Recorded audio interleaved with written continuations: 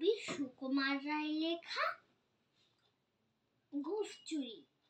Head অফিসের বড় বাবু লোকটি বড় শান্ত, তার যে এমন মাথার ব্যামো কেউ কখনো জানতো। দিব্যি ছিলেন খোশ মেজাজে, চেয়ার খানিক চেপে একলা বসে ঝিমঝিমিয়ে।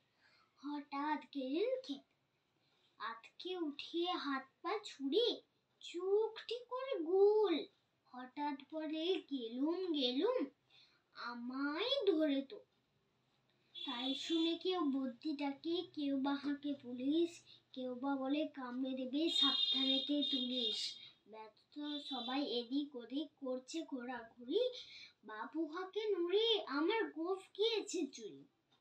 গোঁফ হারানো আজব কথা, তাও কি হয় সত্যি। গোঁফ চোরা তো তেমনি আছে, কমেনি এক রত্তি। সবাই তারে বুঝিয়ে বলে, সামনে ধরে আয়না। মোটেও গোঁফ হয়নি চুরি, কখনো তা হয় না। রেগে আগুন তেলে বেগুন তেলে বলেন তিনি, কারো কথা ধার ধারিনি, সব পেটা পেয়েছি। নোংরা ছাটা খ্যাংরা ছাটা বিচ্ছিরি আর ময়লা, এমন গোঁফ তো রাখতো জানি শ্যাম বাবুদের গলা। এ গোঁফ যদি আমার বলিস, করবো তোদের জবাই। এই না বলে জরিমানা করলেন তিনি সব।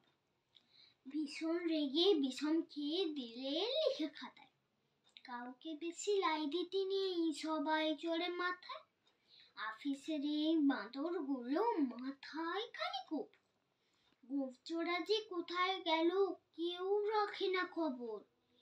ইচ্ছে করে এই বেটাদের গোঁফ ধরে খুব নাচে, মুখ্যগুলোর মুন্ডু ধরে কোদাল দিয়ে চাচে।